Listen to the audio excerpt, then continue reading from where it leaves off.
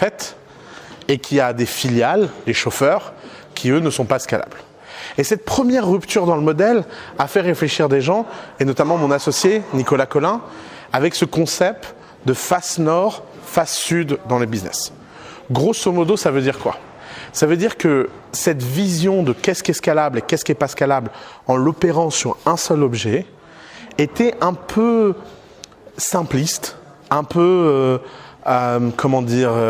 limité, parce que ça ne reflète pas la complexité de construction d'un business. Or, la bonne question, c'est que quand on construit un business, on devrait se poser la question, qu'est-ce qui dans mon business est scalable et qu'est-ce qui dans mon business n'est pas scalable? Quelle partie de mon business est scalable et quelle partie de mon business ne l'est pas? Or, dans 100% des business, et ça c'est une information, c'est une hypothèse un peu bold qu'on va faire ensemble, 100% des business ont une face nord scalable, même si elle est toute petite, même si elle est réduite à un aspect assez accessoire du business, il y a là des engagements et des améliorations de productivité extraordinaires qu'on peut faire ensemble. Le but d'Anyone Can Scale, c'est de vous donner cette méthodologie, de vous faire comprendre que tout business peut scaler si vous comprenez comment le démonter, voir quelles sont les étapes logiques dans votre business et vous permettre de prendre les parties les plus facilement scalables. Alors, on va faire plusieurs choses ensemble. Première chose, c'est qu'on va étudier des types de business. On va regarder des gens qui avaient des business traditionnellement pas scalables et qui sont devenus un peu plus scalables. On va étudier des business models pour voir les chemins de comment la valeur est créée et comment la valeur est transmise à l'intérieur des business. Et puis surtout, on va avoir des témoignages, on va avoir des gens qui sont dans l'action, qu'on a pris et qu'on a forcé à scaler pour vous montrer que c'est possible, quel que soit votre métier.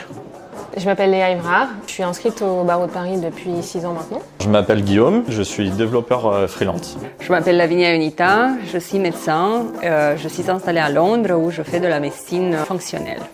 Je m'appelle Fabien de Maestri, je suis développeur web en Node.js, principalement en back. Mes grosses problématiques aujourd'hui, c'est dégager du temps parce que j'ai l'impression que les dossiers ils s'empilent comme ça et que les dossiers les plus anciens ils s'enfoncent encore plus et que je gère en fait les priorités au quotidien. Moi en perso, c'est pas travailler moins et gagner du temps pour ma vie perso à côté. C'est évoluer dans mon métier, apprendre des choses que je sais pas. Prendre des clients peut-être un peu plus gros, qui ont des sociétés un peu à droite à gauche, des choses un peu plus complexes, conseiller plus de gens, voir vraiment que mon travail il est utile, pas rentrer dans une routine de travail, je pense que ça tue tout le monde.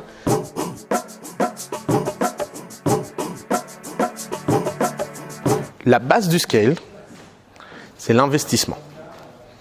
Le premier concept que vous devez comprendre, c'est la différence entre ce qu'on appelle les CAPEX et les OPEX. CAPEX, c'est un mot dérivé de l'anglais qui veut dire Capital Expense. OPEX, c'est Operating Expense. Grosso modo, ça permet de dissocier les dépenses qui ont un rendement, les CAPEX. Vous faites un investissement qui vous rapporte quelque chose. Des OPEX qui sont des purs liabilities, c'est-à-dire des purs coûts qui n'ont aucun rendement en dehors du fait que le service a été rendu. Alors pour prendre un business très simple, pour voir qu'est-ce qui est du CAPEX et qu'est-ce qui est du OPEX, grosso modo, les CAPEX, c'est tous les investissements que vous avez besoin de faire une fois et qui vont vous rapporter dans le temps. Par exemple, acheter un immeuble, si vous achetez votre immeuble de bureau, ça c'est un gros CAPEX. Ensuite, vous n'avez pas besoin de payer un loyer. Si vous payez un loyer, ça c'est un OPEX. Donc vous voyez la nature entre savoir si quelque chose est un CAPEX ou si quelque chose est un OPEX, c'est pas simplement la fonction. C'est aussi la nature financière que vous avez avec cet objet. Est-ce que vous êtes propriétaire de cet objet ou est-ce que vous louez l'objet?